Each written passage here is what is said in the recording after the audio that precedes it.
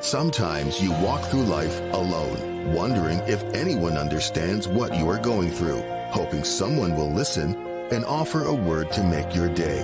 The Church of God of Prophecy offers unconditional love and support, regardless of what you are going through. Visit cogop.ca for a location near you. The Church of God of Prophecy, developing authentic disciples of Christ.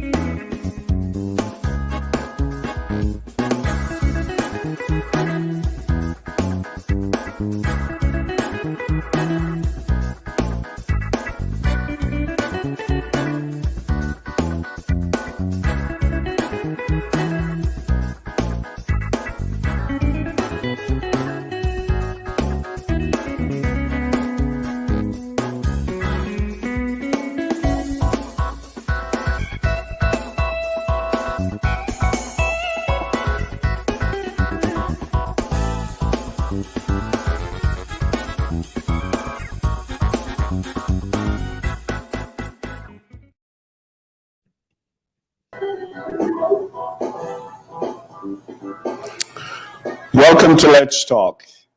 I'm your host, Woodrow Thompson. And we have an exciting and informative show for you today.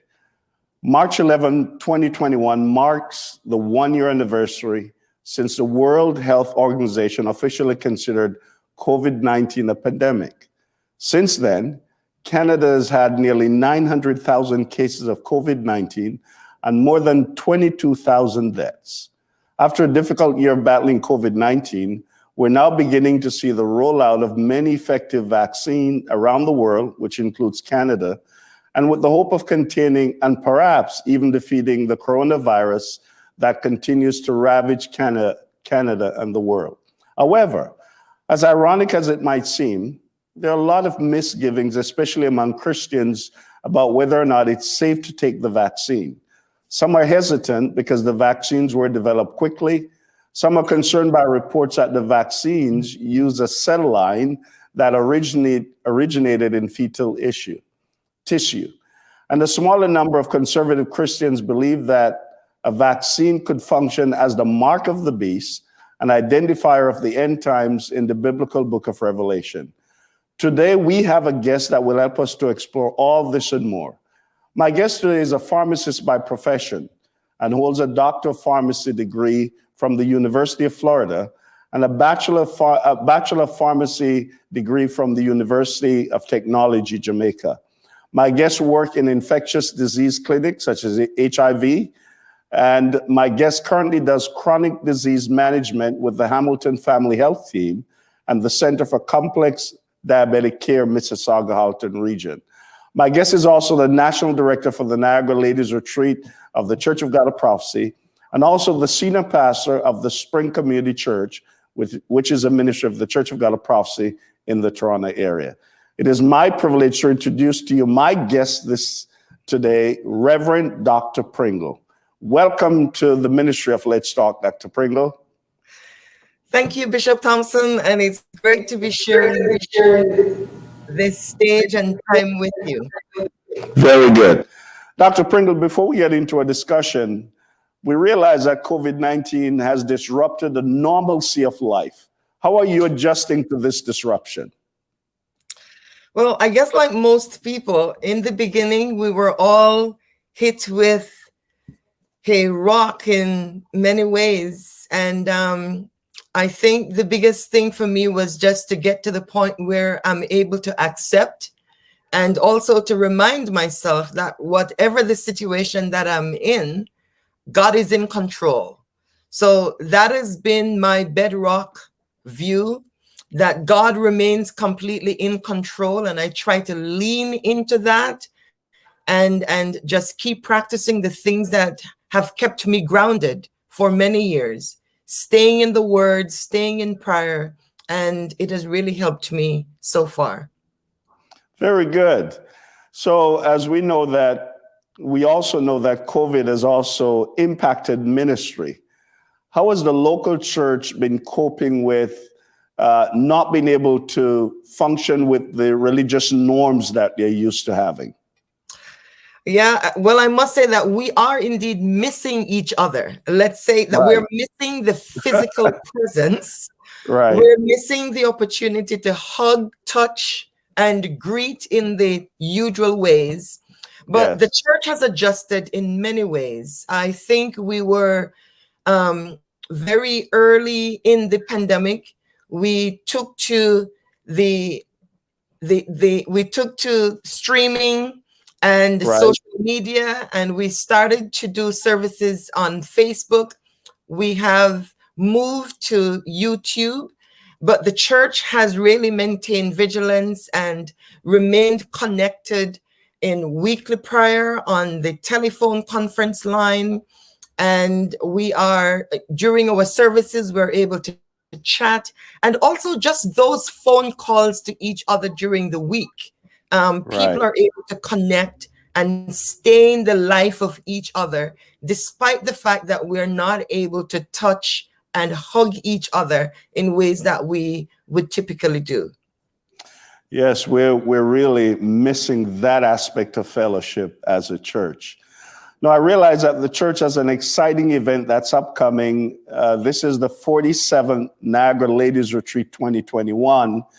As a director, could you share with us some more information about the retreat for our viewers? Sure. So I'm privileged to serve a thriving ministry of the Church of God of Prophecy, the Niagara Ladies Retreat, which has been in operation for the past 47 years. We missed last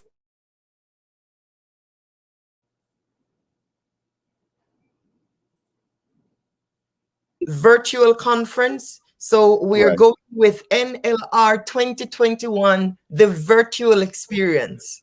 Very good. Yeah, we're going under the theme, anchored, standing firm in changing times. That is a wonderful theme. And I know the ladies will be having a wonderful time as they look forward to that celebration. Well, I know that they'll be looking forward to that, and we'll be having a wonderful time, even though it will be virtual. So we're looking forward. Go ahead. We're looking forward to a great time, because even though we're going to be virtual, the program is still very in my world, I'm very typically, we say patient focused, but the program is going to be geared and centered to minister to the needs of each of the ladies who will be gathering with us. We're addressing issues such as anchored in love. We are having Cheryl Nemard, who is a playwright and social advocate from the Toronto area. And she'll be speaking to the ladies on the topic of It's Time to Arise. And then we have a psychotherapist who is also a minister of religion, Karen Redwood, who will be coming to speak to the ladies about the power of the mind and how what we think really speaks to who we are and how we need to be really disciplined in that area. So we're putting together a comprehensive package that will be speaking to the physical, spiritual, and mental well-being of the ladies who will be joining us from the Quebec area, Montreal area, Ontario, and we're even expecting persons from New York State. So we're anticipating a great time of fellowship as we seek to minister to the whole man. And we have some great presenters, and I would fail if I don't mention that our guest speaker is Dr. Arlene Hall, who will be speaking to us from the Boston, Massachusetts area. Very good. Well, that sounds very exciting. COVID hasn't hindered you from planning a great event, so that's wonderful to know. No, it hasn't. And I'm surrounded by a great team. I want to give a shout out to the planning committee, for Niagara Ladies Retreat. It's a team of 9 vibrant, just very keen and eager ladies who have worked tirelessly to bring us to where we are. The work hasn't stopped. We're heading into our last week because the retreat or the conference is this weekend, March the 19th and 20th. And we'll be streaming from a brand new platform. I want to encourage anyone who hasn't registered yet, visit us at NiagaraLadiesRetreat.com because you still have the chance to register and join us for a life-transforming weekend as we reflect on the theme, Anchored, Standing Firm in Changing Times. And God knows how much we need that. We need to remain anchored despite all that's happening around us with the COVID pandemic and its changes. Well, that's a wonderful theme for the times we're living in. So I know the ladies are looking forward to that time together. Now, in the introduction, I mentioned that the COVID-19 vaccines and the hesitancy of some Christians about taking it. You have had your vaccine recently. Did you have concerns? Were you hesitant about taking that vaccine? So vaccine hesitancy is a reality among us. And we're seeing the numbers are showing that the reluctance or unwillingness to take the COVID vaccine is pretty significant among the African Canadian population. And I would say it's manifesting itself among the African people of African descent in America, in the Caribbean, and even right here in Canada. But I'm very proud to say that I got my shot. And as I said in another setting previously, I got my Pfizer vaccine. I'm not growing any horns or any tail. So I'm feeling well, and I'm I'm really happy that I took the shot because I believe that it's an important step to take. Well, we're going to be watching you closely. I'm just kidding.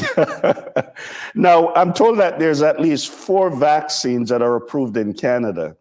Could you tell us more about these vaccines and the efficacy of these vaccines? Sure, I would love to. So Canada has been one of the first countries in the world to have 4 vaccines approved. And the first vaccine that was approved was from Pfizer BioNTech. And that vaccine is one of the newer types. And I'm sure that we'll probably speak to this later, but it's from the mRNA type. The second one that was approved is from Moderna. It's also the mRNA type. Both of these vaccines are pretty similar. Their efficacy is up into the 95% range. And they're very similar. They're 2 doses vaccines. And the third one was the AstraZeneca vaccine. And that one has been in the news a lot these days. It has a lower efficacy. Its efficacy is about 82%. And then the last one that was approved was a single dose shot from Johnson & Johnson. And its efficacy is somewhere, numbers are showing 60 something to 72. I'll go with 72%. And so we have the first 2 showing the greatest efficacy. And then the other 2 are somewhere in the 70 to 80%. So explain to the viewers and myself, what's the difference now? As you mentioned, there are some of the vaccines where you're required to take 2 dosage, and then you have vaccine where you're only required to take 1 dosage. How does that work? How do they determine that? Sure. So a lot of this information is really gathered through their clinical trials. And what we really want to appreciate, and I think it's important to get this information out early, that despite the differences in the efficacies that I've just shared, in terms of reducing transmission, The key thing to remember when Health Canada or the FDA seek to approve a vaccine, in particular the COVID vaccine, the most important information is that all these vaccines, regardless of the efficacies that I've just mentioned, all the vaccines available in Canada have been proven to do the two key things: prevent hospitalization from COVID, and also prevent death from COVID. So that's the key thing. Because if we use the example, Bishop Thompson, of say the flu vaccine, right? When you take the flu vaccine, the most important thing is not necessarily to prevent another bout of the flu, but to prevent the complications from the flu. So it's the pneumonia and it's the death from flu that you really want to prevent. Those are the things that we call the clinical outcomes. So when you think of the 4 vaccines, we want to think, are the vaccines, any of them or all of them, doing 2 key things? If I get the infection or I'm exposed to it, is it preventing death? And are they reducing the risk of hospitalization? And I am very proud to say that all the vaccines on the market in Canada have been proven to prevent 100% death from COVID and also hospitalization from COVID infection. And that's the message that we want people to hear. The efficacy numbers might be different, but whether you get AstraZeneca, Pfizer, or Moderna, they are all preventing, reducing your risk of death and hospitalization from COVID. That's the most important thing. Well, that's important to know because, like myself, there's a lot of people who would say, I'm not taking the flu shot again because I took it once and I got the flu. So that's good to know. Well, Dr. Pringle, we're going to take a quick break and we're going to come right back. Please stay with us. We have some more information for you. You don't want to miss it. We'll be right back after this break. The Church of God of Prophecy, Eastern Canada, invites you to Niagara Ladies Retreat 2021, the virtual experience. This 2-day experience will take place on March 19th and 20th. Your virtual experience will encompass many events like interactive workshops, online talk and pray groups, in-house fitness session, stay-at-home meal planning, and coffee time with guests. Speakers include Reverend Dr. Arlene O'Hall from Boston, Cheryl Nembard, filmmaker, playwright, and social advocate, Karen Redwood, registered psychotherapist, Pastor Sophia Pringle, retreat director, Roxanne Robinson, psalmist. Please visit www.niagaraladiesretreat.com to register and secure your spot. Registration is $60. Let's stay anchored.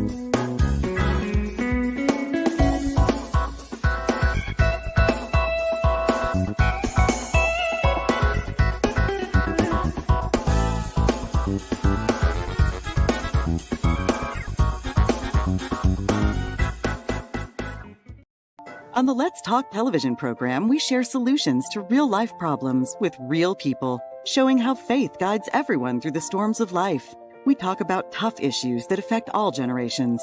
Our conversations help you learn, grow, and lead. Help us continue with this great work by partnering with us today. Call 905-625-1278 extension 233 or visit letstalkca.org. We look forward to your partnership with us to change lives. Let's Talk, revealing the heart of Christ through engaging media conversations.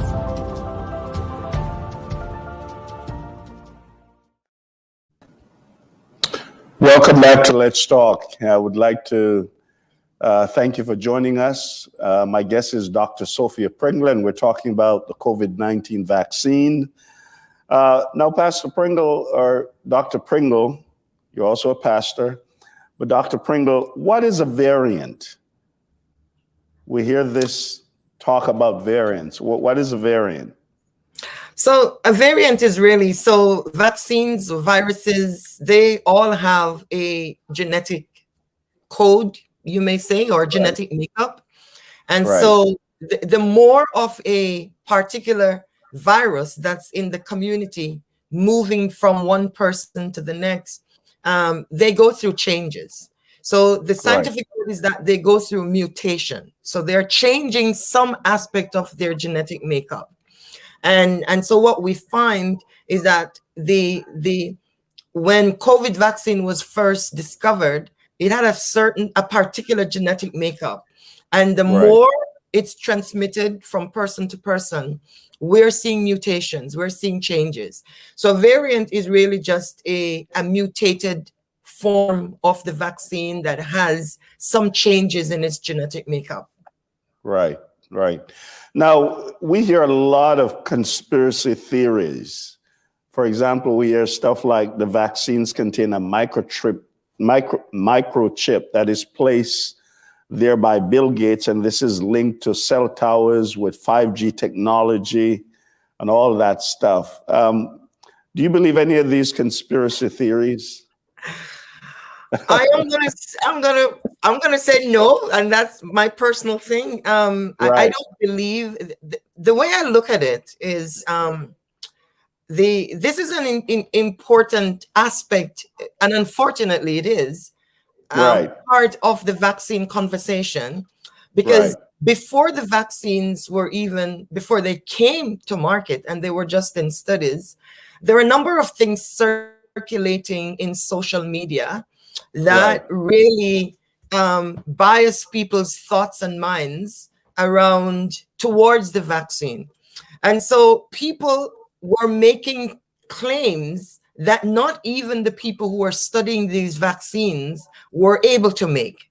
So they are conspiracy theories because they're really just presenting ludicrous thoughts, I must honestly say bluntly, that they have not proven, and in many ways are preventing a huge section of the population from being open to getting their vaccine. There's been no proof that the one most people are concerned about is the mRNA type vaccine. Correct. Yes.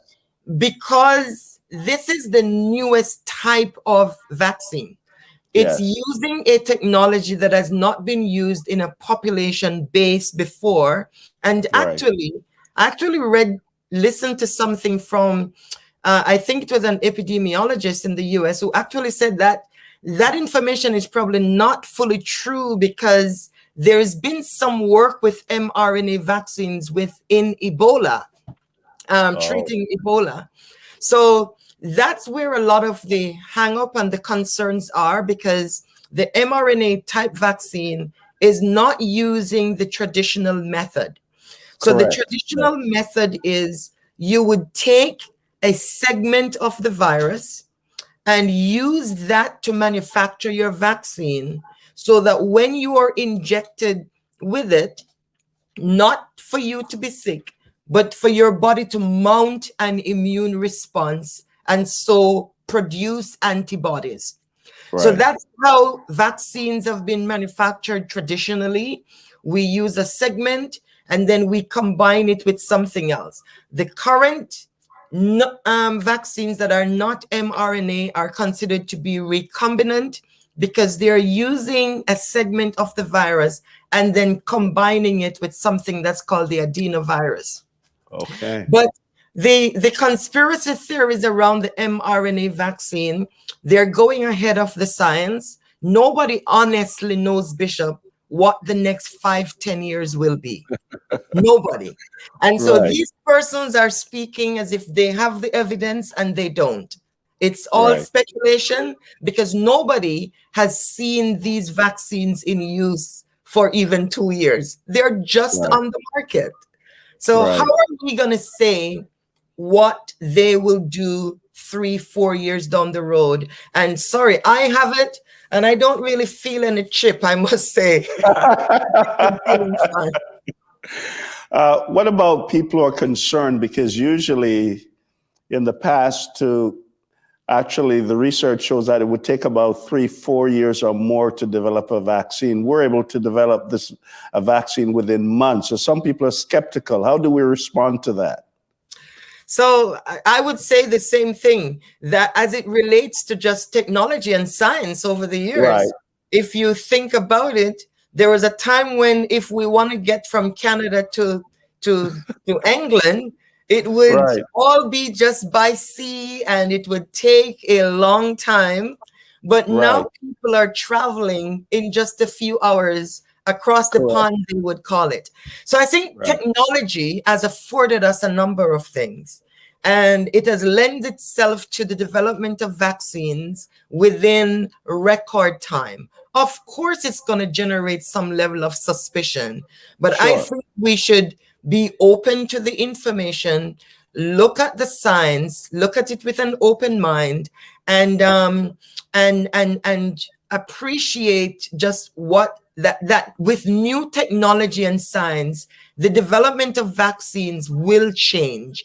And I think that's what we have seen with the development of the COVID vaccines, that mRNA vaccine technology has literally transformed the length of time that's needed to produce vaccines. Right. So when I roll up my sleeve, what are some of the effects of the vaccine? Yeah, so most people from any vaccine, I must say, you will Right. experience some pain in the area. Some people Right. might experience some redness. It is being noted that especially with the second dose of the Pfizer and Moderna, that people are having a little more muscle pain. I did not have any muscle pain with my first shot. Very I good. had some tenderness in my arm, but that Right. went in a few days. I felt pretty fine. And some people do mount a fever, and Right. but it's nothing so bothersome that we're hearing that people are not turning up for their second dose. I must say, in completeness and full transparency, there have been 1 or 2 cases of Bell's palsy with Yes. I think it was associated with the Pfizer vaccine, but that really has not been the number of persons has really been very, very, very small. Right. So, there's some conservative Christians that would tell you that this is leading to the mark of the beast. Well, how do you respond to that? Yeah, so it's interesting that within the church, and speaking as an African Canadian person, that we have to contend with that aspect of vaccine hesitancy, but then Right. we also need to contend with the biblical implications, if I may say. Right. Yes. So Yes. this is my answer. If somebody is going to claim that this is the mark of the beast, I have just 3 simple questions that I want you to reflect on. Right. If we think this is the mark of the beast, then as student of the scriptures, we need to place it. Where does it fit in terms of Bible prophecy? Right. If it is the mark of the beast, then I must ask you, do you think we are in the Great Tribulation? Because that's where the Bible presents the mark of the beast. Good question. And then, Bishop, has the church been raptured? Because those of us who are pre-trib believe that the church will be raptured. Right. Right. So, and then the other thing is, if it's the mark of the beast, then the Antichrist would be visible and active. And the two words are very visible and active. And Revelation chapter 13, 11 to 13 clearly describes the kind of activity that the mark, the beast would be involved in as it seeks to parade and make a boast of the devil himself. So there will be significant restrictions on buying and selling, and so many things that's been described right there in Revelation 13. So Right. I would humbly say to my brothers and sisters, as students of the Bible, does it match up? Does it Right. fit? Does it fit your understanding of Bible prophecy and what the Bible describes should be the environment and the situation, circumstances that should exist when the mark of the beast comes on the scene? And finally, if I may say quickly, and this came to me as I prepared, for the mark of the beast, there'll be no alternative. It's either you take it or you don't take it. Or you don't take it. And if you take it, then it will have its implications. But if this is the mark of the beast and you choose not to take it, there's something else you can take. Because the mRNA vaccines are just Pfizer and Moderna. Right. You have an alternative. You can take the AstraZeneca if you feel mRNA vaccines are going to be some chip that's in your system, because that's where the concern of most people are. It's with this new technology. I would say to you, there are alternatives. If you think this is the mark, there are alternatives that's really not of the mRNA type that most persons are concerned about. Very good. Well, thank you, Dr. Pringley. It was a pleasure having you with us this evening. And we want to thank you for your time and wishing you all the best with the retreat that's upcoming this coming weekend. God bless you. Thank you. Thank you so much. It's been a pleasure. And I just want to encourage those who are going to be joining us, join us in prayer. It's going to be a great weekend, March the 19th and 20th. Visit us at NiagaraLadiesRetreat.com, and you're going to have an experience that's going to get you and keep you anchored. God bless you. Thank you. It was a pleasure having you. Well, that's all the time that we have for Let's Talk today. I hope that you've learned something about the vaccine. Would like to let you know that as pastors and ministers, what we can do is present the information to you, and then you will make a decision. We hope that we've provided enough information that you're informed as you make this decision. Let us continue to pray that God will continue to be with us during this very difficult time. God bless you. Please remember to reach out to us. You can find us on YouTube, Facebook, and also on our website, letstalkca.org. We'd love to hear from you. Please let us hear from you. God bless you. See you next time. Let's keep talking. On the Let's Talk television program, we share solutions to real-life problems with real people, showing how faith guides everyone through the storms of life. We talk about tough issues that affect all generations. Our conversations help you learn, grow, and lead. Help us continue with this great work by partnering with us today. Call 905-625-1278, extension 233, or visit letstalkca.org. We look forward to your partnership with us to change lives. Let's Talk, revealing the heart of Christ through engaging media conversations.